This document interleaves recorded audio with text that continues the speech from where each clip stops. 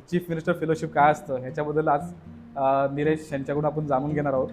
आणि येस, त्याच्यानंतर मी Maharashtra गव्हर्नमेंटमध्ये CM fellow म्हणून 2023 साली हे जॉईन सीएम झालो. फेलोशिप तुम्ही पहिल्यांदा कधी ऐकलं? सिलेक्शन क्रायटेरिया एक तर पहिला एज, म्हणजे ऑफकोर्स नॅशनॅलिटी इंडियन पाहिजे. Correct. एज त्यानंतर 21 ते 26 वर्ष याच्यामध्ये पाहिजे. त्याच्यानंतर कोणत्याही शाखेतून ग्रॅज्युएशन कंप्लीट झालेलं असलं पाहिजे विथ मिनिमम 60% मार्क्स. मार्क्स आणि एका वर्षाचा कोणताही एक्सपिरियन्स पाहिजे काम केलेला. काम केलं. हा, तर सीएम फेलोशिपसाठी जनरली 3 स्टेज प्रोसेस आहे. First is MCQ based exam, ज्याला आपण ऑब्जेक्टिव्ह टेस्ट म्हणतो. अच्छा. साधारण 100 MCQज असतात आणि ऑनलाईन पद्धतीने द्यायचे Online. असतात. हा, आणि त्यामध्ये आपले बेसिक जे सब्जेक्ट्स आहेत, पॉलिटी आहे, जिओग्राफी आहे, इकॉनॉमिक्स आहे, अच्छा. हे सब्जेक्ट्स प्लस कम्प्युटरचे काही त्यामध्ये कम्प्युटर नॉलेज संदर्भातले काही MCQज ते असतात. वेटेज हे सगळे एक साधारण 7-8 प्रत्येक सब्जेक्टवरती क्वेश्चन्स असतात. क्वेश्चन्स असतात. Yes. Negative. हो. सेकंड स्टेज ही एसएची आहे. आता ही एसए ऍक्च्युली नवीन पद्धतीनुसार ऑनलाईन होतात ठरले. आपले यंग ग्रॅज्युएट्स आहेत ते सध्या 21 ते 26 वयोगटामध्ये आहेत आणि ते चांगल्या IT कंपनी किंवा चांगल्या कंपनीमध्ये काम करत आहेत. तर त्यांना कसं वाटतं की हाय पेईंग जॉब आहे, तो सोडून मी सीएम फेलोशिप अप्लाय करून 1 वर्ष तिकडे जाऊ, म्हणजे त्यांचं कॉन्फ्युजन आहे मनामध्ये. म्हणजे तुम्हाला IIT बॉम्बेचा कॅम्पस पण बघायला मिळण्याची अपॉर्च्युनिटी मिळते वाया फेलोशिप, राईट? येस. आणि इंजिनिअरिंगच्या आधी खूप इच्छा असायची की IIT मध्ये कधी ना कधी Exactly. जावं, आणि त्यावेळेस ते स्वप्न पूर्ण झालं नाही, पण सीएम फेलोशिपच्या माध्यमातून ते एनी हाऊ पूर्ण झालं. कलेक्टर सरांनी मला 5 ते 6 वेगवेगळे प्रोजेक्ट्स अलॉट केले होते सुरुवातीला. तुम्हाला काय challenges during tenure of 1 year, काय चॅलेंजेस आले आणि आता करंट सीएम फेलोज आहे त्यांना तुम्ही काय गाईड करू शकता? मला थोडंसं ते प्रेशराईज झाल्यासारखं झालं. बरोबर. आणि त्या सेग्रिगेशन करताना माझ्याकडून काहीतरी चूक झाली एक्सेल, ती माझ्या लक्षात नाही आली. आणि मी ते पाठवून दिलं सरांना, व्हॉट्सअपवरती पाठवून दिलं. सरांनी इमिजिएटली व्हॉट्सअपचा ग्रुप आहे तहसीलदारांचा, फॉरवर्ड केली आणि मीटिंग संपली. जिल्ह्यातल्या काही बचत गटाच्या महिलांना मी घेऊन IIM नागपूरमध्ये गेलो होतो. तुम्ही स्वतः गेलेला? हा, येस. त्यांना प्रशिक्षण हे देण्यासाठी. तुम्ही स्वतः डिसाईड केलं त्यांना घेऊन जायचं का वरून ऑर्डर आले तुम्ही म्हणजे फॉलो केलं, असं काय? सर्व गोष्टी आपण बघितल्या. आता ठीक आहे, 1 वर्ष सीएम फेलोशिप झालं, त्याच्यानंतरचा प्रवास पण असा आहे की सीएम फेलोशिप ते अप्लाय करू नये असं तुम्हाला वाटतं की ह्या लोकांनी सीएम फेलोशिपकडे येऊ नये? तर जी सीएम फेलोशिप आहे ती कोणी जॉईन केली पाहिजे, काय वाटतं तुम्हाला? सो कसं वाटतं तुम्हाला? छान वाटतंय. छान वाटतंय? Excited? Yes, definitely. Thank you so much तुम्ही टाइम दिल्याबद्दल. चीफ मिनिस्टर फेलोशिप काय असतं ह्याच्याबद्दल आज निलेश यांच्याकडून आपण जाणून घेणार आहोत. तर निलेशजी, तुमची जर्नी काय होती बिफोर जॉईनिंग सीएम फेलोशिप, थोडं एक्सप्लेन करा ऑडियन्सला, ताकी आपण एक कनेक्ट करू शकतो की स्टार्ट कसं आहे. येस. सो माझं पूर्ण नाव निलेश सुनील साळुंके. मी मूळ बारामतीचा आहे. ओके. इयत्ता 12वी पर्यंतचं शिक्षण माझं बारामतीमध्येच कंप्लीट झालं, आणि त्याच्यानंतर मी मेकॅनिकल इंजिनिअरिंग कंप्लीट केलेलं आहे पुणे युनिव्हर्सिटीमधून. 2014 ते 2018 या काळात माझं मेकॅनिकल इंजिनिअरिंग कंप्लीट झालेलं आहे. ओके. आणि त्याच काळात मी ॲक्च्युली ठरवलं होतं की मला सिव्हिल सर्व्हिस एक्झामिनेशन द्यायचं आहे, किंवा ते नाही झालं तरी काहीतरी सोशल सर्व्हिसमध्ये, सोशल सेक्टरमध्ये जे काही जॉब्स असतील ते मला एक्सप्लोअर करायचे आहेत. अच्छा. त्याच्यामुळे मी 2018ला इंजिनिअरिंग कंप्लीट झाल्यानंतर एक 2 ते 3 वर्ष UPSC सिव्हिल सर्व्हिस एक्झामिनेशनची तयारी केली. ओके. आणि त्याच्यामध्ये मला यश नाही आलं, त्याच्यामुळे मी नंतर लॅम्प फेलोशिप जॉईन केली, legislative assistant to member of parliament. Okay. तुम्हाला कदाचित माहित असेल, PRS legislative Yes, research yes. या संस्थेतर्फे लॅम्प फेलोशिप ही खूप नामांकित फेलोशिप आहे, जी दिल्लीमध्ये चालवली जाते. हो. या फेलोशिप अंतर्गत एका वर्षासाठी कोणत्याही एका खासदाराकडे एका तरुण मुलाला बेसिकली अलॉट केलं जातं, आणि पार्लमेंटचं काम पाहण्याची आणि त्यामध्ये कॉन्ट्रीब्यूट करण्याची संधी मिळते. तर ती संधी मला मिळाली. त्यामुळे 2022 ते 2023 या काळात मी लॅम्प फेलो म्हणून दिल्लीमध्ये काम केलं. So great. आणि येस, त्याच्यानंतर मी महाराष्ट्र गव्हर्नमेंटमध्ये सीएम फेलो म्हणून 2023 साली हे सीएम फेलोशिप तुम्ही पहिल्यांदा कधी ऐकलं? ऍक्च्युली माझे एक सिनियर सीएम फेलो होते, पण ते जुन्या बॅचमध्ये होते 2019 साली. तर त्यामुळे तेव्हापासून माझी एक इच्छा होती की असं काहीतरी करायला पाहिजे. अच्छा. पण त्याच्यानंतर ऍक्च्युली तो प्रोग्राम बंद झाला होता, आणि योगायोगाने ज्यावेळेस मी याच्यासाठी अपॉर्च्युनिटी एक्सप्लोर करत होतो त्यावेळेस पुन्हा एकदा सुरू झाला, त्यामुळे मला तो चान्स मिळाला. मग तेव्हा तुम्हाला समजलं की सीएम फेलोशिप असं काहीतरी असतं? येस. अच्छा. मग एक सिम्पल टर्म मध्ये तुम्ही सांगू शकता का सीएम फेलोशिप काय आहे? सीएम फेलोशिप सिम्पल टर्ममध्ये जर सांगायचं झालं तर एकदम तरुण मुलांना किंवा मुलींना हम्म. ज्यांना प्रशासनामध्ये थोडंसं काम करण्याची इच्छा आहे किंवा प्रशासन जवळून पाहण्याची इच्छा आहे, हम्म. त्यांच्यासाठी एक स्ट्रक्चर्ड व्यवस्था आहे, ज्यामध्ये 1 वर्षासाठी तुम्ही त्या रोलमध्ये जाऊन प्रशासनाला जवळून पाहता आणि प्रशासनामध्ये कॉन्ट्रीब्यूट करता. अच्छा, हे एक साधी सोपी डेफिनेशन आहे यस सीएम फेलोशिप बद्दल. यस. तर ठीक आहे, सीएम फेलोशिप बद्दल आपण जाणून घेतला. आता येऊया की तुम्ही अप्लाय कधी केलं, अप्लाय करण्याच्या आधी तुमचा माइंडसेट काय होता? आपला ऍक्च्युली साधारण एप्रिल ते मे या काळामध्ये ऍप्लिकेशन 2022 साली मी अप्लाय केलं. 2022 साली ज्यावेळेस अप्लाय केलं त्यावेळेस माझी लॅम्प फेलोशिप चालू ऑनगोईंग होती. ऑनगोईंग होते. ओके. त्यावेळेस ऍक्च्युली तो ऍप्लिकेशन प्रोसेस जानेवारी फेब्रुवारी 2022 मध्ये चालू झाली होती. इनफॅक्ट माझा लॅम्प फेलोशिपचा जो कॉन्व्होकेशन डे होता त्याच्या आदल्या दिवशी माझा इंटरव्ह्यू झाला होता अरे वा. सीएम फेलोशिपचा. अरे वा. तर त्यासाठी मी मुंबईत एका दिवसासाठी आलो होतो आणि पुन्हा दिल्लीला जाऊन कॉन्व्होकेशन झालं होतं. तर माइंडसेट हाच होता की मला काही करून ही फेलोशिप मिळवायची आणि मला फेलोशिप घ्यायची, महाराष्ट्रात पुन्हा माघारी जाऊन याच्यावरती काम करायचं. माझी सिलेक्शन क्रायटेरिया काय होता?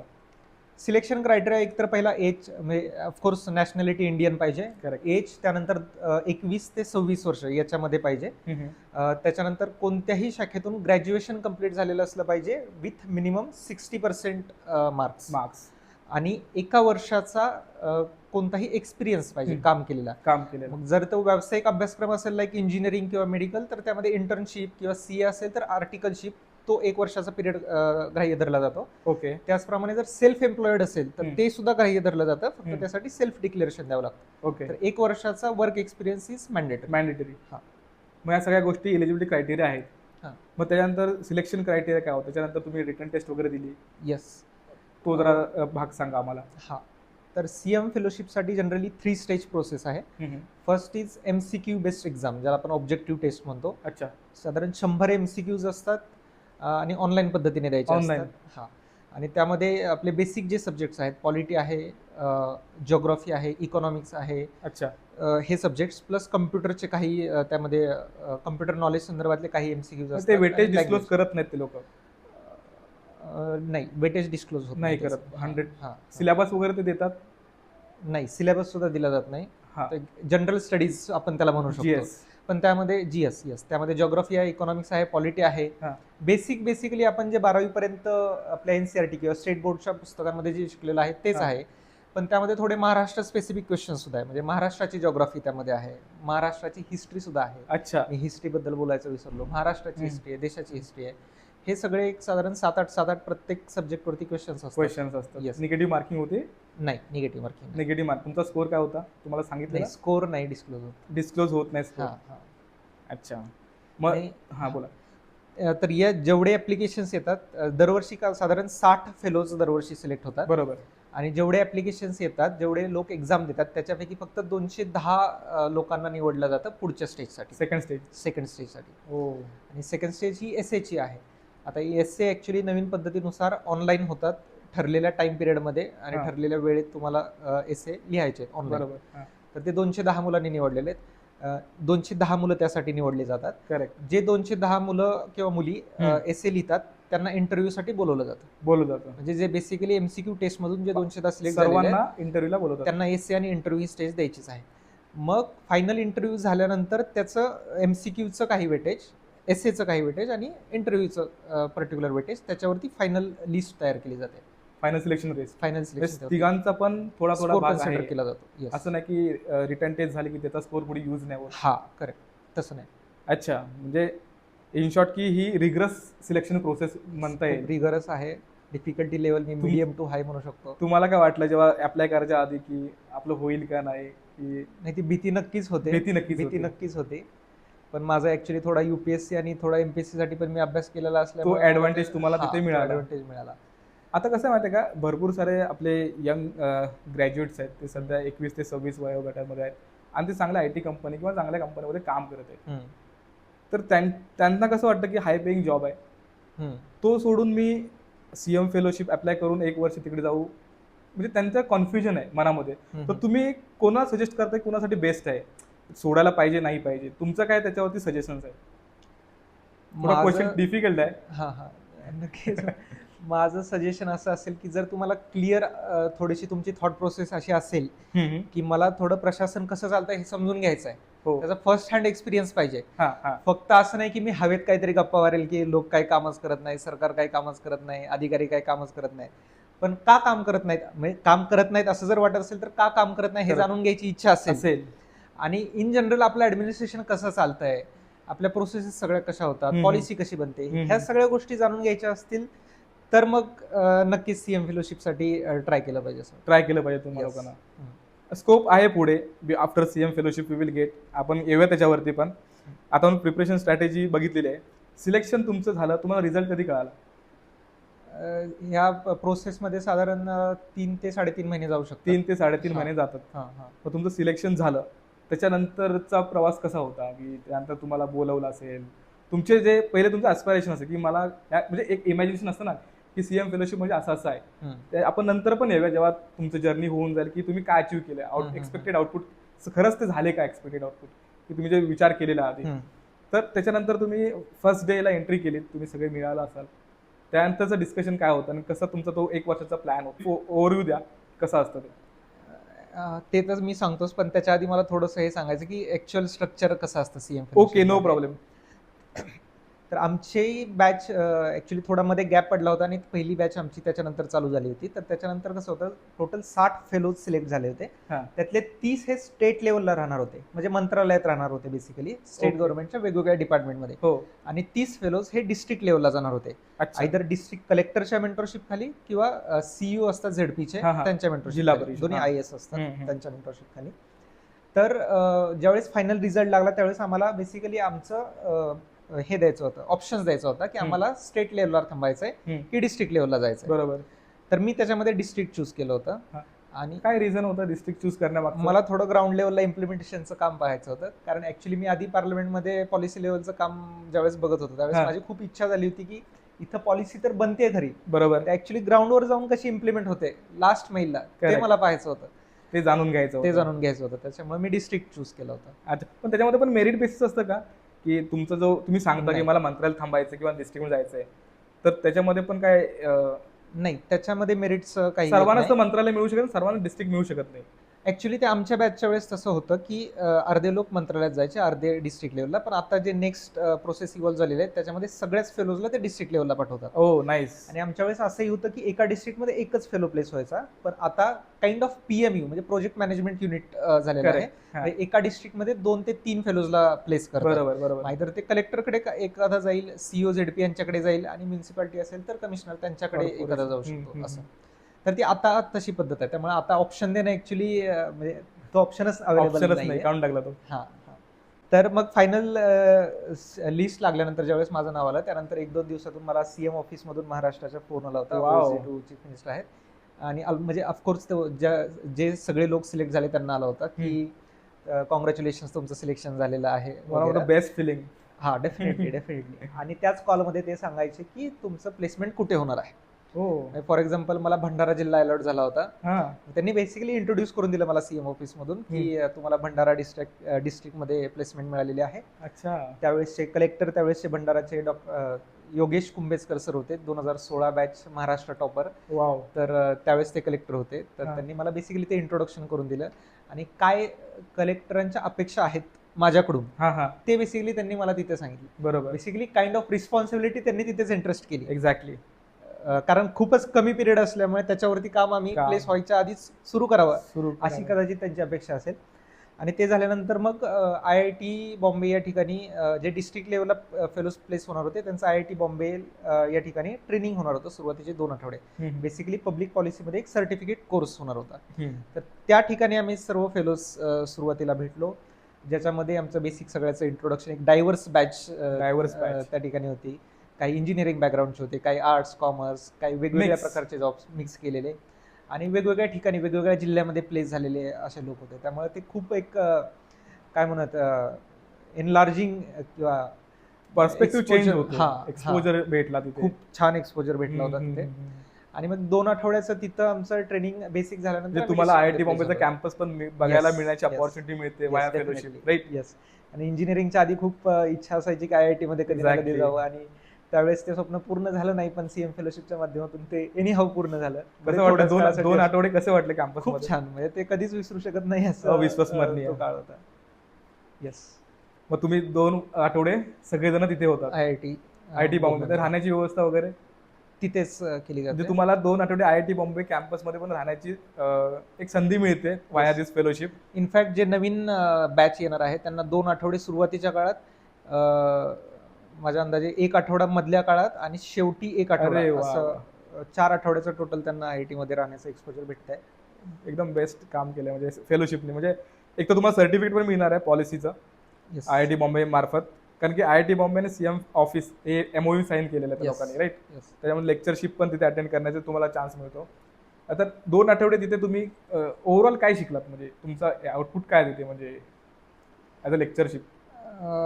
बेसिकली आयआयटी मध्ये सितारा नावाचं एक डिपार्टमेंट आहे, ज्यांच्या थ्रू हा कोर्स रन केला जातो, राईट. ज्यामध्ये बेसिक्स ऑफ पब्लिक पॉलिसी, त्याच्यानंतर डिस्ट्रिक्ट लेवलला गेल्यानंतर तिथले कामं काय असतात, ऑफिसर्स कसे काम करतात, तिथलं स्ट्रक्चर काय असतं, त्याच्यानंतर डेटा अनालिसिसचा तुम्ही यूज कसा करू शकता डिस्ट्रिक्ट लेवलवरती जाऊन, या सगळ्या गोष्टी त्यामध्ये शिकवल्या जातात. मला कोणतं सॉफ्टवेअर वगैरे शिकायला सांगितलेलं का? सॉफ्टवेअर QGIS किंवा जे डेटा अनालिसिस किंवा मॅपिंगचे सॉफ्टवेअर आहे, हे गोष्टी पण तुम्हाला तिथे शिकण्याची खूप संधी आहे. Yes yes definitely. ठीक आहे, 2 आठवडे तुम्ही मस्त काही एन्जॉय केलात, शिकलात पण, कॅम्पस बघितलात, ओळखी झाल्या तुमच्या. Yes definitely. आणि कॉन्टॅक्ट्स वाढले, आयआयटी बॉम्बे काय ते तुम्ही समजून घेतलं. मग 2 आठवडे झाल्याच्या नंतर तुमचं कसं काय पुढचा प्रवास होता? म्हणजे 2 आठवडे झाल्यानंतर एक डिस्ट्रिक्टमध्ये प्लेसमेंट इमिजिएटली होते, त्यामध्ये एक 2 ते 3 दिवसाचा पिरियड दिला जातो तुम्ही डिस्ट्रिक्टला जाण्यासाठी. आणि मग डिस्ट्रिक्टला गेल्यानंतर, आता मी फॉर एक्झाम्पल माझंच आता एक्झाम्पल सांगतो, मी भंडारा डिस्ट्रिक्टमध्ये प्लेस होतो. भंडारा महाराष्ट्राच्या पूर्व साईडचा जिल्हा आहे, नागपूरच्याही शेजारी, आणि पलीकडे एकदम गोंदिया, आणि that is Maharashtra border. In fact भंडाराला वरती नॉर्थ साईडला सुद्धा महाराष्ट्राची बॉर्डर आहे. तर इकडून म्हणजे एका टोकावरून बेसिकली पश्चिमेकडून पूर्वेकडे गेल्यासारखं महाराष्ट्र जिल्हे बघत, काइंड ऑफ. तर मग तिथे गेल्यानंतर सुरुवातीला जे माझे मेंटॉर होते, म्हणजे सीएम फेलोशिपमध्ये ज्यांच्या अंडर आपण प्लेस होतो, कलेक्टर्स असो किंवा COZP, त्यांना मेंटॉर म्हणतात आपण. मेंटॉर होते डिस्ट्रिक्ट कलेक्टर भंडारा. त्यांनी सुरुवातीचे 2 आठवडे मला हे सांगितलं की जिल्ह्यातले जेवढे काही डिपार्टमेंट आहेत त्या डिपार्टमेंटमध्ये जाऊन सुरुवातीला सगळ्यांची माहिती घ्यायची. अरे वा. ते काय काम चालतं, कसं काम चालतं. आणि मग त्यांचं बेसिकली असं म्हणणं होतं की जोपर्यंत तुम्हाला डिस्ट्रिक्ट ऍडमिनिस्ट्रेशन समजणार नाही, काम कसं करतात समजणार नाही, ते समजल्याशिवाय तुम्ही पुढे जाऊन इथं काम करू शकणार नाही. त्यामुळे ते बेसिकली त्यांनी तो एक्सपोजर आम्हाला, म्हणजे मला पहिल्या 2 आठवड्यामध्ये दिला. इनफॅक्ट माझं नशीब एवढं चांगलं होतं की मी ज्यावेळेस प्लेस झालो त्याच दिवशी किंवा त्याच्या आदल्या दिवशी एक प्रोबेशनरी IAS ऑफिसर सुद्धा जिल्ह्यामध्ये प्लेस झाले होते. अरे वा. तर इनफॅक्ट माझ्या मेंटोरांनी आम्हा दोघांनाही सोबत ठेवलं होतं, आणि काइंड ऑफ IASच ट्रेनिंग मी म्हणेल की त्या 2 आठवड्यासाठी मला तो एक्सपोजर भेटला, खरंच चांगलं म्हणता येईल. आणि मग कलेक्टर सरांनी काही प्रोजेक्ट्स अलॉट केले मला सुरुवातीलाच. ऍक्च्युली त्यांनी स्वतः बसून, कलेक्टर्स किती बिझी असतात आपल्याला माहिती आहे, स्वतः बसून त्यांनी 2 पेजेसवरती 3 पेजेसवरती मग काय प्रोजेक्ट्स केले पाहिजेत पुढच्या येणाऱ्या दिवसांमध्ये ते लिहिलं. माझ्याकडून त्यांना काय अपेक्षा आहेत ते सगळं डिटेलमध्ये लिहिलं, आणि मग त्यांनी मला समजावून सांगितलं, and he asked me to start working on that. आणि मग हळूहळू तो प्रवास सुरू झाला जिल्ह्यामध्ये. अच्छा, म्हणजे त्यांनी तुम्हाला समजून सांगितलं की अशी टाइमलाईन असेल, डेडलाईन असेल, येस, ह्या गोष्टी तुम्हाला अशा करायच्या. तुम्हाला काही क्वेश्चन्स वगैरे आले का त्याच्यामध्ये? डेफिनेटली, कारण आता कसं आहे, आपण न्यूजपेपरमध्येच जनरली वाचत असतो की कलेक्टरांच्या असा, जिल्हाधिकाऱ्यांचा ऑर्डर निघाली, जिल्हाधिकाऱ्यांनी हे केलं, किंवा जिल्हाधिकाऱ्यांनी जिल्ह्यामध्ये सुट्टी जाहीर केली. That is the only exposure we have before we go to collector office. आणि मला एक्झॅक्ट त्यांच्यासोबतच काम करायची अचानक संधी मिळाली होती. त्यामुळं सिस्टम सुरुवातीला माहिती नव्हती. जरी त्यांनी 2 आठवडे मला एक्सपोजर दिलं असलं तरी सगळ्याच गोष्टी, सगळेच नुआन्सेस आपल्याला कमी वेळात नाही शिकता येत. ते ऑब्झर्वेशनने, कोणी सांगून पण होत नाही, ऑब्झर्वेशननेच होतात, विथ टाइम होतात. त्यामुळे सुरुवातीला ते डिफिकल्टी केलीच मला, म्हणजे काही अधिकाऱ्यांशी कसं बोलावं, त्यांना ट्रेनिंग दिलेली, ते सांगायचे तुम्हाला. ते ऍक्च्युली सर मितभाषी होते, पण तरी जिथं जिथं गरज पडली तिथं त्यांनी मला नक्कीच सांगितलं त्यांच्या बिझी शेड्यूल मधून. गाईड, तुम्ही जरी तुम्हाला डाऊट आला तुम्ही विचारलं समोरून, ते गाईड करायचे प्रॉपर. सुरुवातीला मलाही भीती होती की त्यांच्यासोबत कसं बोलायचं वगैरे, पण सुरुवातीच्या काही काळात मला त्यांनी त्यांच्या केबिन मध्येच बसवलं होतं 1-2 आठवडे. अरे वा. त्याच्यामुळे तो ऑब्झर्वेशन सुद्धा ते खूप चांगलं होतं आणि तो ते माझ्या ट्रेनिंगचा पार्ट होता त्यांच्या आणि ते खूप छान गोष्ट होती. अरे वा. मग टाइम पिरियड काय होतं, सकाळी किती वाजता जायचं, संध्याकाळी किती वाजेपर्यंत काम करायचं तिथे? नॉर्मल ऑफिसर्स, गव्हर्नमेंटचे ऑफिसर्स असतात ते 9:30-10 वाजता टाइम असं जायचे. काही नाही? नाही, ऍक्च्युली आम्ही बसायचो. अच्छा. तर ते नंतर थोडंसं मी इनफॅक्ट कलेक्टर सर इलेक्शनच्या काळात सरांसोबत 11 वाजता सुद्धा त्यांच्या केबिनमध्ये एकदा बसलेले, रात्री 11 वाजता. हा हा. हा, पण मग ते सकाळी 9:30 ते 6 हा काळ असायचा जनरली. पण आमचे कलेक्टर सर असे म्हणजे माझे मेंटॉर जे होते ते एक्झॅक्ट टाइमला यायचे 10 वाजता. बाकी कोणी अधिकारी नाही आणि- आले नाही. आणि राहण्यासाठी कसं होतं तिथे? ते आपल्याला स्वतःच स्वतःलाच बघावं लागतं राहण्यासाठी. नियर बाय तुम्ही बघत असेल. हो हो. आता एक टिपिकल डे कसा असतो सीएम फेलोच्या लाईफ मधला? ह्याचं पहिलं उत्तर माझ्या मनात येतं की नो 2 days आर सेम. त्याच्यामुळे कुठलाच day every day you are learning. हा, म्हणजे कोणत्याही दिवशी काहीही करत असो. Random. कधी फील्डवर गेलेलो आहे, कधी कुठल्या मीटिंग मध्ये आहे, कधी कुठला इव्हेंट ऑर्गनाईज करतोय, कधी मुंबईला पुन्हा बोलवलेलं आहे सीएम ऑफिस मधून काही एक्सपोजर व्हिजिटसाठी, फील्ड व्हिजिटसाठी वगैरे.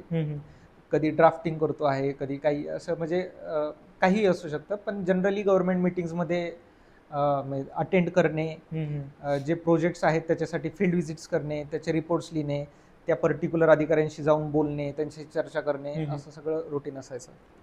तुम्ही जेव्हा काम करत होता तेव्हा तुम्हाला असं MLAs, आमदार वगैरे किंवा MPs वगैरे तिथे डिस्ट्रिक्ट लेवलला त्यांच्याशी इंटरॅक्शन करण्याचा मौका मिळाला का तुम्हाला? मला ऍक्च्युली एकदाच संधी मिळाली आणि ती पण ह्याच्यासाठी की मी आधी पार्लमेंटमध्ये होतो ऑलरेडी लॅम्प फेलो म्हणून. बरोबर. तर तिथले जे लोकल खासदार होते त्यावेळेसचे त्यांच्याशी माझी म्हणजे कलेक्टर सरांच्या केबिनमध्येच ओळख झाली होती सरांच्या समोर. त्यावेळेस आमचं ते डिस्कशन झालं होतं, मी तिथं होतो. तर मग त्यांनी थोडंसं पार्लमेंटरी कमिटीज, ते इंडस्ट्रीजच्या कमिटीमध्ये होते आणि अच्छा. माझे जे MP होते, मी ज्यांच्याकडे अलॉट झालो होतो ते सुद्धा इंडस्ट्रीज कमिटीचे चेअरमन होते, पार्लमेंटरी कमिटी ऑन इंडस्ट्रीज त्याचे. त्यामुळे ते थोडंसं आमचं तिथं डिस्कशन झालं. पण जनरली हे होत नाही कारण तो पॉलिटिकल अँगल आला, पॉलिटिकल अँगल और ऍडमिनिस्ट्रेटिव्ह काइंड ऑफ फेलोशिप. तर ते इट्स रेअर. तुम्ही असं पर्टिक्युलर कोणत्या प्रोजेक्टवरती काम केलं की जो तुम्हाला आठवतोय आणि त्याचा एक्सपिरियन्स तुम्हाला शेअर करायचं वाटतं? की तसं तर कलेक्टर सरांनी मला 5 ते 6 वेगवेगळे प्रोजेक्ट्स अलॉट केले होते सुरुवातीला. 5 ते 6? त्याच्यामध्ये भंडारा जिल्हा आपल्याला माहिती असेल की धान उत्पादनासाठी प्रसिद्ध आहे. धान म्हणजे राईस उत्पादनासाठी. राईट. आता मला जसा नंबर आठवतोय ते ऑलमोस्ट जिल्ह्यातले 90% शेतकरी मान्सून सीझन मध्ये धान उत्पादन करायचे. त्याच्यातून त्यांना इन्कम अगदीच निग्लिजिबल, म्हणजे वर्षाला 20 ते 25 हजार एवढंच म्हणू शकतो पर एकर. तर मग ते कलेक्टर सरांचं ध्येय होतं स्वतःचं की क्रॉप डायव्हर्सिफिकेशन आपल्याला जिल्ह्यामध्ये इंट्रोड्यूस करायचं. तर दॅट इज वन प्रोजेक्ट की ज्याच्यावरती सुरुवातीपासून शेवटपर्यंत मी खूप वेगवेगळ्या पद्धतीने काम करण्याचा प्रयत्न केला, ज्यामध्ये सगळ्यात पहिल्यांदा तर तिथली सिस्टम काय आहे ते समजून घेण्याचं. आता मी मूळ बारामतीचा आहे, पश्चिम महाराष्ट्रातला. पश्चिम Maharashtra is famous for sugar cane production, ऊसासाठी. आणि ते धान म्हणजे ते पूर्ण इकोसिस्टमच कम्प्लीट वेगळी होती. त्यामुळे तिथलं सिस्टम समजून घेण्यात मला थोडासा वेळ गेला.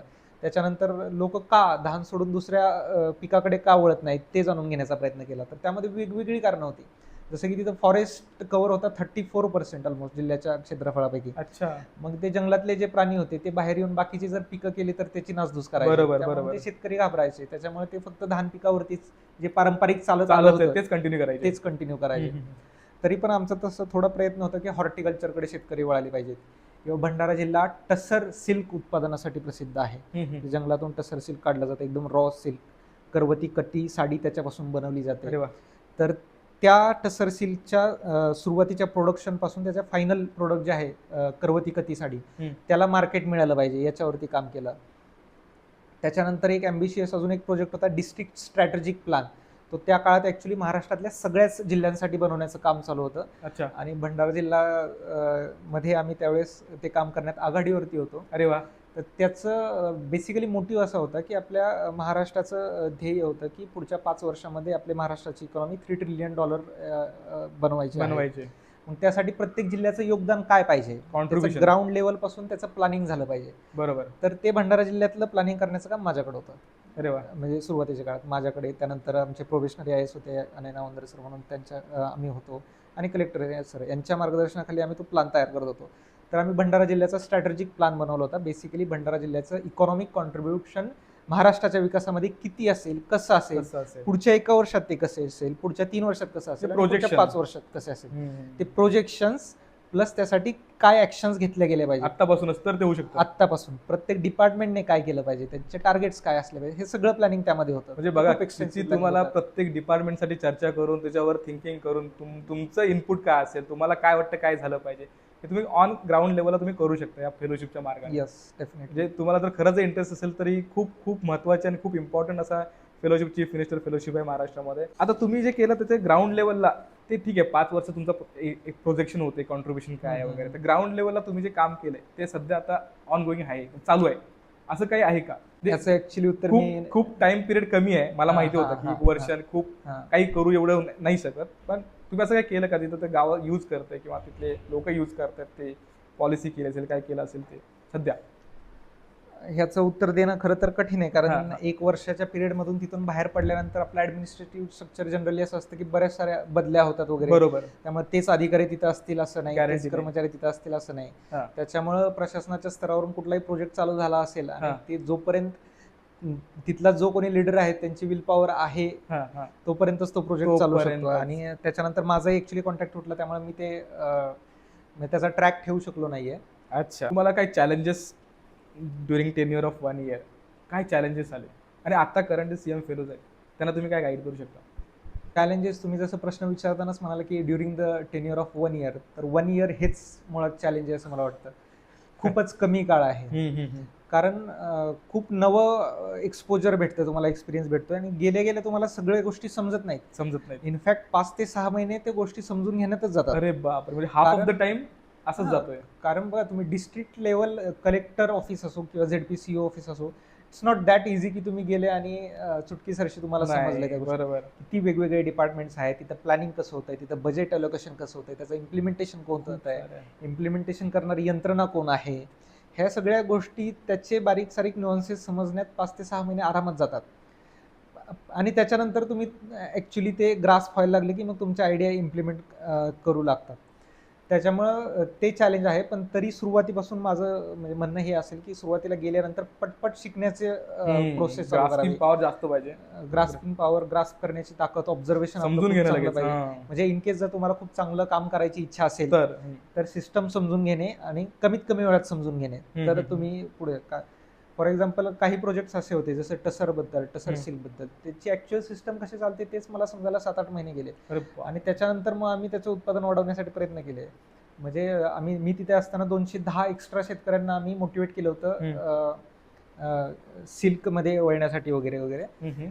पण ते खूप शेवटच्या काळात 210 नंबर आला. जर मला सुरुवातीला त्या सगळ्या गोष्टी पटकन समजल्या असतात तर आम्ही तो नंबर अजून वाढवू शकलो असतो आणि लवकर करू शकलो असतो. त्याच्यावर ट्रॅक ठेवायला आम्हाला सोपं झालं असतं. असं काम करताना कधी प्रेशर वाटलं नाही की मी काम करतोय, मला कुणी रिव्ह्यू केला तर थोडे चुका होतील किंवा कलेक्टर साहेब ओरडतील किंवा कोण दुसरे डिपार्टमेंटचे लोक ओरडतील की बरोबर करतोय चुकीचं करतोय? प्रेशर 100% होतं. दुसऱ्या डिपार्टमेंटचे वगैरे लोक नाही, पण कलेक्टर सर जे mentor, and that is out of respect, की समजा मी चुकी झाली. कारण डिस्ट्रिक्ट, आता फॉर एक्झाम्पल एक एक्झाम्पल सांगतो मी तुम्हाला. मी काही शेतकऱ्यांचा सर्वे केला होता, साधारण 200 ते 250 शेतकऱ्यांचा सर्वे केला होता, आणि कलेक्टर सरांची तहसीलदारांची मीटिंग चालू होती. तहसीलदार, SDOs, उपविभागीय अधिकारी आणि त्यांच्या अधीनस्थ कर्मचारी जे असतात ते. आणि सरांनी त्यांना सर्वांना सांगितलं की असं असं आम्ही सर्वे केलेला आहे, त्याच्यात आम्हाला काही शेतकऱ्यांनी त्यांच्या समस्या सांगितलेल्या आहेत, बरोबर, ते सोडवण्याचं काम तुमचं आहे. आम्ही तुम्हाला डिटेल्स देतो, तुम्ही ते सॉल्व्ह करून 5 दिवसात पुढचा रिपोर्ट द्या आम्हाला, काहीतरी सांगितलं. आणि सरांनी मला फोन केला की ती लिस्ट पाठवा शेतकऱ्यांची, तालुका वाईज सेग्रिगेशन करून त्यांच्या समस्या काय आहे, आणि एक 5 ते 10 मिनिटात पाठवा असं सर म्हणाले.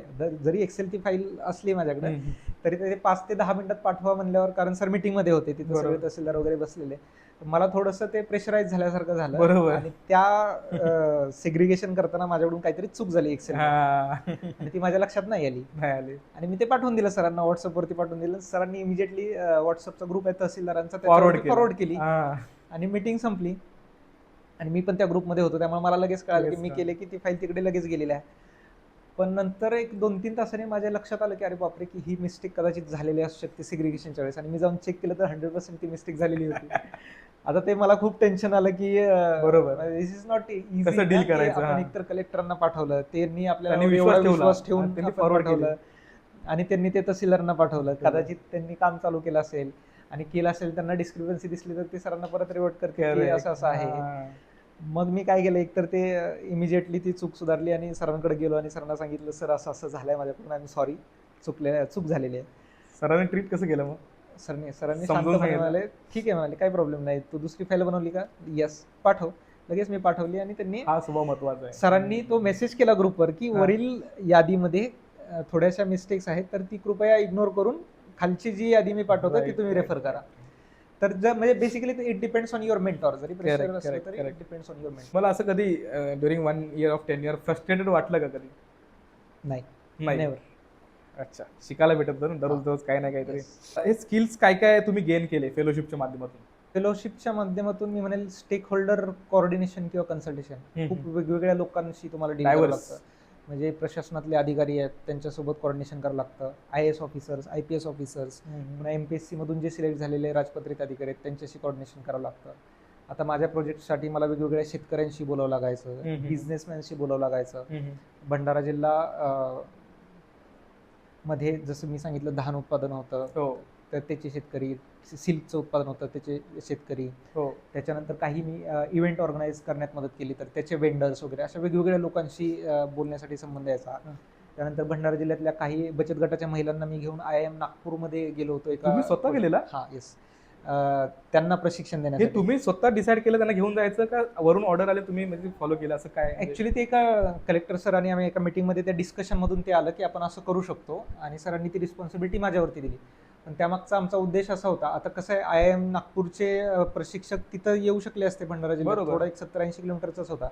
पण मग आमचं किंवा कलेक्टर सरांचं असं म्हणणं होतं की आपण इथल्या लोकांना IIMचा कॅम्पस दाखवूया. अरे वा. ट्रेनिंगच्या माध्यमातून त्यांना IIMचा कॅम्पस बघायला मिळेल, ज्याच्यामुळे त्या मोटिवेट होतील की आपल्या मुलांना सुद्धा अशा कॅम्पसमध्ये शिकायला पाठवलं पाहिजे. Kind of mentality. आणि मग हे माझ्या मेंटॉरचे वर्ड्स माझ्या क्लिअर ते ब्रेन मध्ये बसल्यामुळे मी, आणि तो प्रोजेक्ट आमचा आधी खूप दिवस ऍक्च्युली तिथं चालू होतं की असं करायचं.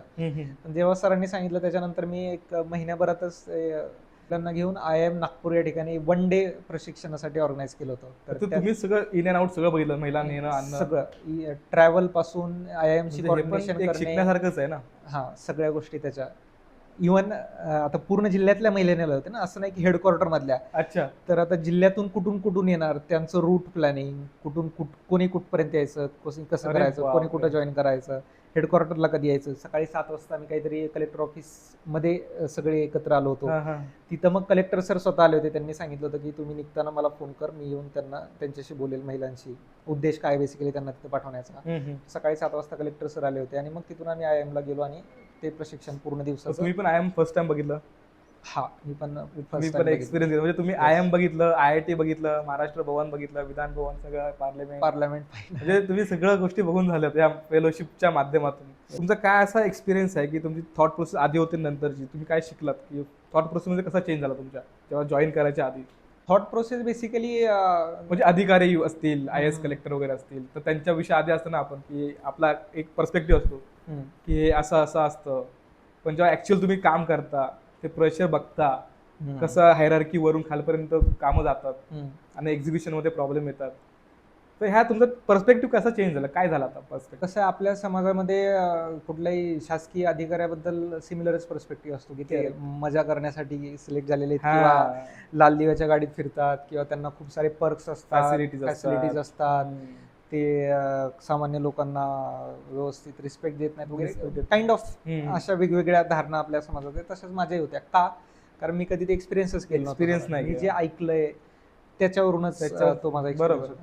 But the moment I entered in the administration being the CM fellow, मला ते कळायला लागलं की ते लोक किती प्रेशराइज्ड आहेत. इनफॅक्ट एका मोमेंटला असंही वाटलं की हे नाही बनलं पाहिजे, कोणी गव्हर्नमेंट ऑफिसर्स नाही बनले पाहिजे. का तर खूप इमेन्स प्रेशर त्यांच्यावर असतं. म्हणजे ऍडमिनिस्ट्रेटिव्ह टास्क आहेत, पॉलिसी इम्प्लिमेंटेशन आहेत, पण जसं काही VIP मोमेंट्स आहेत तर त्याचाही त्यांच्यावरतीच प्रेशर आहे. रात्रभर जागून ते तयारी करताना मी बघितलेलं आहे. इलेक्शनच्या काळात 20-20 तास काम करताना त्या अधिकाऱ्यांना बघितलेलं आहे. आणि याची जाणीव आपल्या सामान्य लोकांमध्ये नाही. खूप काम करतात. तहसीलदार लोक असतील, SDOs असतील, उपविभागाधिकारी, कलेक्टर्स असतील, डेप्युटी कलेक्टर्स.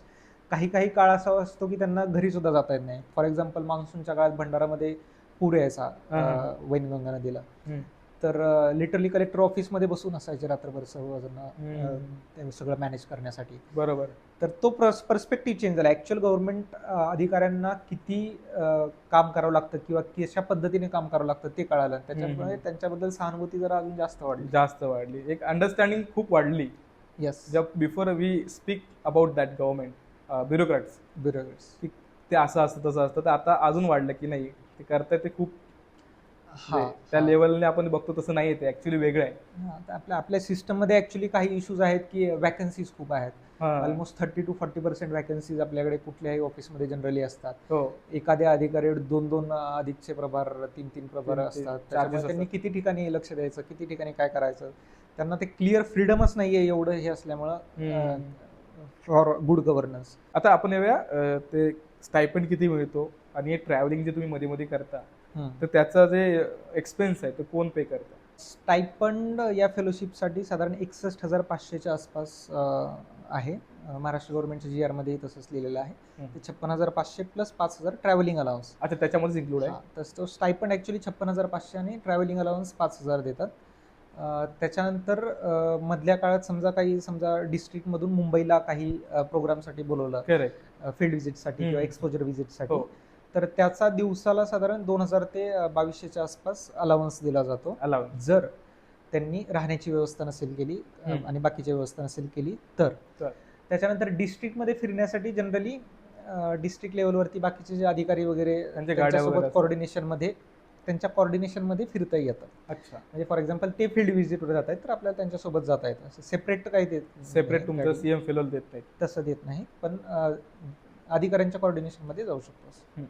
तर हे सर्व आपण जर्नी बघितली की एक वर्षात काय काय गोष्टी होतात, काय एक्सपिरियन्स येतो, काय शिकायला भेटतं, कसे कॉन्टॅक्ट वाढतात, पर्स्पेक्टिव्ह कसा चेंज होतो, या सर्व गोष्टी आपण बघितल्या. आता ठीक आहे, 1 वर्ष सीएम फेलोशिप झालं, त्याच्यानंतरचा प्रवास, कारण की 1 वर्ष तर मजा मस्ती, जे पण शिकणारे शिकतात, मजा करणारे मजा करतात. त्याच्यानंतरचं काय? त्याच्यानंतरचा प्रवास खडतर आहे. तो महत्वाचा प्रवास खडतर याच्यासाठी आहे की बरेचसे सीएम फेलोशिपसाठी तयारी करणाऱ्या मुलांचं असं एक धारणा असते की CM fellow is a job आणि तो जॉब झाल्यानंतर आपल्याला दुसरा जॉब काहीतरी मिळेल. पण that is not always the reality. Correct. पहिली गोष्ट, CM fellowship is not a job. तुम्ही त्याला एक्सपोजर किंवा एक्सपिरियन्स अपॉर्च्युनिटी म्हणून कन्सिडर केलं पाहिजे. राईट. आणि सेकंड थिंग, प्लेसमेंट सारखं वगैरे असं काही होत नाही. जे सिनियर्स आहेत किंवा जे रिलेव्हंट अधिकारी आहेत किंवा सीएम ऑफिस मधले जे अधिकारी आहेत ते तुम्हाला मदत करतात. जर तुमची इच्छा असेल की जॉब करायचा आहे तर ते तुम्हाला मदत करतात, but they cannot assure you की तुम्हाला जॉब मिळेलच. तुमचे मेंटॉर तुम्हाला मदत करतील, but they cannot assure you की तुम्हाला जॉब मिळवूनच देतील. अच्छा. त्याच्यामुळे शक्यतो ती जबाबदारी स्वतःवरच राहते जॉब मिळवणे. म्हणजे जर इन केस जॉब करायचा असेल तर. आणि मग त्यासाठी मेन काय होतं तर तुमचं नेटवर्किंग, तुमचे नेटवर्क्स वाढवणे, नेटवर्क्सच्या माध्यमातून जॉब. मग हे सगळं नेटवर्किंग वगैरे 1 वर्षाच्या टेन्युअर मध्येच हे पण बघावं लागतं आपल्याला. त्यामध्ये आपल्याला स्वतःलाच बघावं लागतं. जे करंट सीएम फेलोज आहेत किंवा फ्युचर सीएम फेलोज आहेत त्यांनी हा पॉईंट लक्षात ठेवणं खूप महत्वाचं आहे. जर त्यांना जॉब वगैरे करायचा असेल तर networking is a very good thing. आणि इनफॅक्ट म्हणजे फेलोशिप कम्प्लीट झाल्यानंतर पास्ट सीएम फेलोजचा एक ग्रुप आहे, कॉमन व्हॉट्सअप ग्रुप. त्याच्यावरती सगळ्या फेलोजला ऍड केलं जातं. तिथं अपॉर्च्युनिटीज येत असतात. अच्छा. कारण जुने सीएम फेलोज खूप चांगल्या पोझिशनवरती आहेत, त्यांच्याकडे काही वेकन्सी निर्माण झाली की ते त्या ग्रुपवर टाकतात आणि सीएम फेलोजला तिथं प्राधान्य दिलं जातं. जर म्हणजे वेज आहेत असं काही नाही. वेज आहेत, पण असं नाही की इझी वे लगेच मिळेल असं नाही. तसं नाही. इट्स नॉट की तुम्हाला तुमच्या दारावरतीच लोक येतील आणि चला आमच्याकडे जॉबसाठी तुम्हाला मागणी येईल वगैरे. That is not he reality. CM fellowship crack केले म्हणजे तुमच्या टॅलेंट आहे, तुम्हाला समजते, भेटतील तुम्हाला जॉब वगैरे अपॉर्च्युनिटी मिळतील, पण इमिजिएट भेटणार नाहीत, ह्या गोष्टी खऱ्या. म्हणजे तो प्रवास खडतर आहे बेसिकली. असं नाही की मिळणार नाही, मिळतात. आता मी जॉबला, मला जॉब मिळालाच, माझ्यासोबतचे अजून काही होते मिळालाच. माझा एक खूप जवळचा मित्र आहे, त्याला नाशिकमध्ये जॉब पाहिजे होता, त्याला नाशिकमध्ये जॉब मिळाला. पण त्यासाठी पेशन्स लागतात, त्यासाठी थोडासा वेळ द्यावा लागतो, त्यासाठी स्वतः कष्ट करावे लागतात, त्यासाठी नेटवर्कशी कॉन्टॅक्ट करावं लागतं, त्यासाठी आधीपासून प्रयत्न करावे लागतात, अशा गोष्टी. फेलोशिपच्या नंतर कोण तुमच्या कॉन्टॅक्टमध्ये आहे की जो युपीएससी वगैरे क्रॅक केले त्याने? सीएम फेलोशिपचा आणि युपीएससीचं काही रिलेशन वगैरे, म्हणजे त्याला तिकडे एक्सपिरियन्स कसा काउंट करता येईल? जर युपीएससी प्रिपेअर करणारा कोण असेल स्टुडंट वगैरे, तर त्यांना सीएम फेलोशिप कशी फायदेशीर ठरेल? UPSC बोला किंवा MPSC बोला. मला वाटतं 2 ठिकाणी फायदेशीर होऊ शकते. एक तर मेन्स एक्झाममध्ये लिहिण्यासाठी, कारण कसं पॉलिसीज ज्या इम्प्लिमेंट होतात त्या फर्स्ट हँड एक्सपिरियन्स केलेल्या असतात. बरोबर. फॉर एक्झाम्पल जल जीवन मिशन आहे आणि त्याच्यावरती मेन्समध्ये काही क्वेश्चन आला तर तुम्ही real time kind of example देऊ शकता, रिअल एक्झाम्पल त्यामध्ये लिहू शकता based on your observation during CM fellowship. ते आहे आणि इंटरव्ह्यूच्या वेळेस त्याचा जास्त मदत होऊ शकते, कारण तुम्ही प्रशासन पाहिलेलं आहे. त्याच्यामुळे तुम्हाला अंदाज आहे की what kind of work IAS people do किंवा IPS किंवा ब्युरोक्रॅट्स डू, आणि त्यांचा माइंडसेट कसा आहे, ते कोणत्या माइंडसेटमध्ये काम करतात, प्रेशर काय, चॅलेंजेस काय. हा, तर तो इंटरव्ह्यूला फायदा होतो, पण नक्कीच प्रिलिम्सला त्याचा फायदा होत नाही, ते तिथे हर्डल आहेच. अच्छा. तर त्याच्यामुळे तो खूप डायरेक्ट आपण संबंध जोडला पाहिजे असं मी म्हणणार नाही. कोण असं आहे की CM फेलोशिप ते अप्लाय करू नये असं तुम्हाला वाटतं की ह्या लोकांनी CM फेलोशिपकडे येऊ नये, असं कोणती कॅटेगरी आहे? कसं आहे, सगळेच लोक बोलतात की मी भरणार. याचं उत्तर मी असं म्हणेल की असे पहिले लोक की ज्यांना वाटतं की मी CM फेलोशिपमध्ये सिलेक्ट झालो तर मला स्वतंत्र काहीतरी करण्यासाठी वेळ मिळेल. फॉर एक्झाम्पल मला MPSC किंवा UPSCचा अभ्यास करण्यासाठी वेळ मिळेल, पैसा भेटतो ना साइड बाय साइड स्टायपेंड. तर मला असं वाटतं जर तुमचं एक 8 ते 10 तासाचं दिवसातलं काम करून तुम्हाला अभ्यास करण्याची इच्छा असेल तर तुम्ही येऊ शकता. पण तुम्ही दिवसभर काम न करता किंवा काहीतरी फक्त तिथे जिल्ह्यात जाऊन तिथं अभ्यास करण्याचा प्रयत्न करणार असेल तर अशा लोकांनी येऊ नये असं मला वाटतं. त्याच्यानंतर जे फक्त जॉबच्या दृष्टिकोनातून त्याच्याकडे बघतायत त्यांनी सुद्धा येऊ नये असं वाटतं, कारण मग जॉब दुसरीकडे तुम्हाला भेटतील, पण this is something beyond regular routine job.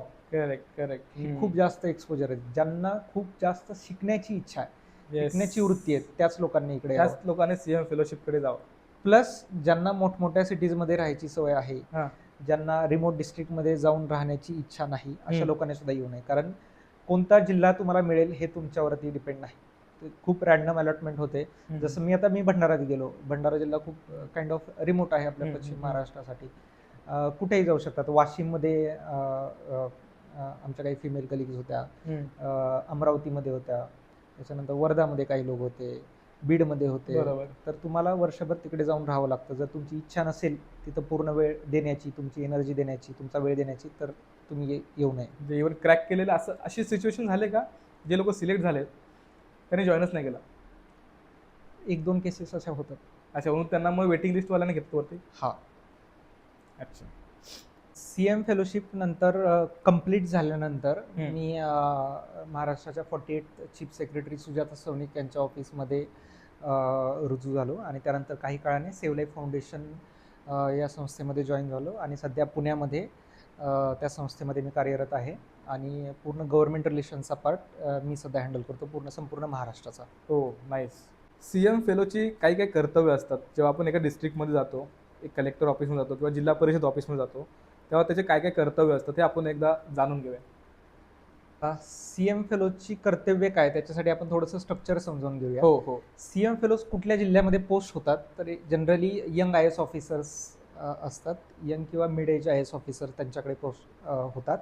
आणि हे असे IAS ऑफिसर्स असतात की त्यांना त्यांच्या ज्युरिडिक्शनमध्ये काहीतरी करण्याची इच्छा असते, बरोबर, काहीतरी वेगळं करण्याची, इनोव्हेटिव्ह करण्याची इच्छा असते.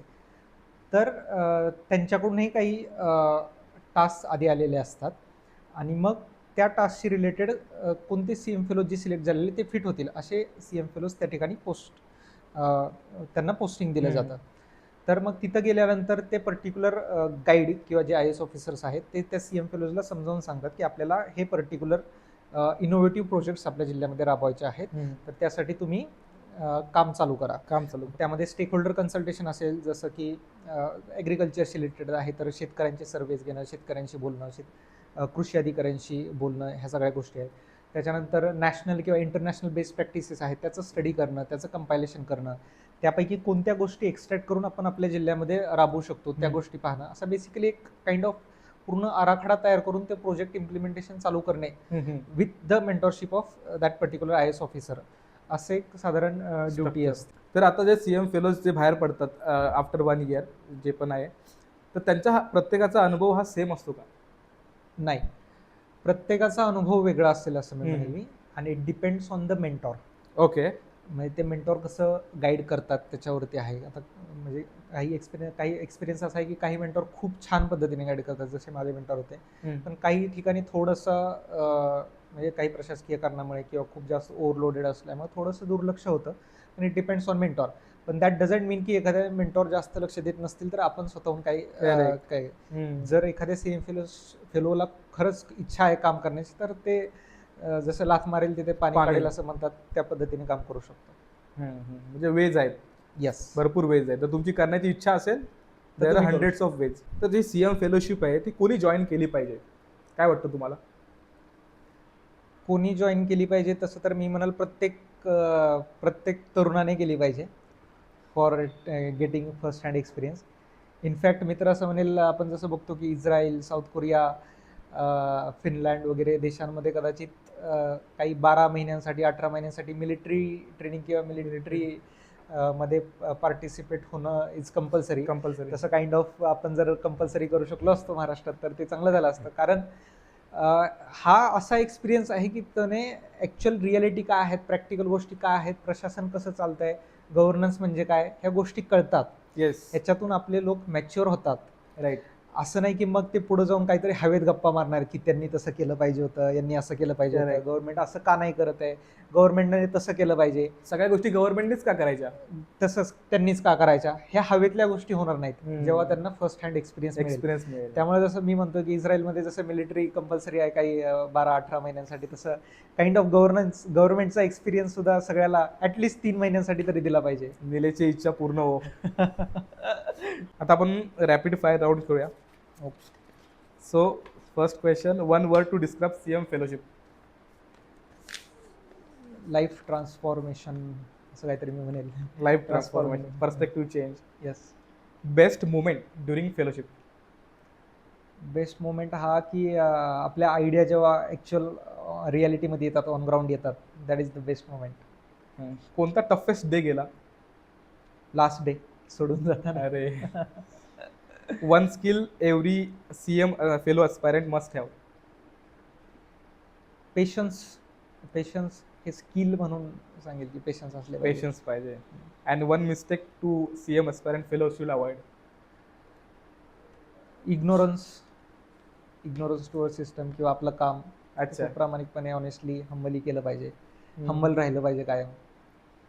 असं खूप थोडासा इगो वगैरे अजिबात येऊ नाही दिला पाहिजे. इगो नाही देऊ. कारण ते GR मध्ये वगैरे सगळं लिहिलेलं आहे, राजपत्रित अधिकाऱ्याचा दर्जा वगैरे वगैरे. दॅट इज फॉर 1 year आणि त्याचा ॲक्च्युअल ह्याच्याशी काही संबंध नाही. तुम्ही कायम हंबल असलं पाहिजे. ते 1 वर्षानंतर काय पुढे सिच्युएशन आहे ते तुम्हालाही माहिती आहे. त्याच्यामुळं हंबल राहिलं पाहिजे असं. तर मित्रांनो, आपण बघितलेलं आहात की निलेश सरांची जर्नी आहे बिफोर म्हणजे सीएम फेलोशिप जॉईन करण्याच्या पूर्वीचा जो एक्सपिरियन्स होता ड्युरिंग 1 year, 1 वर्ष काय एक्सपिरियन्स होता, आणि त्याच्यानंतर त्यांनी कसा जॉबमध्ये ती फेलोशिपचं कन्वर्ट केलं.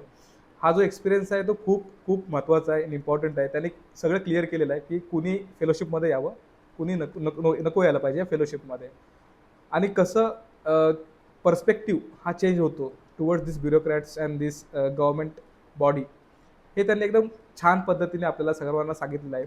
सो त्यांचं मनापासून खूप खूप धन्यवाद. Thank you so much sir. Thank you.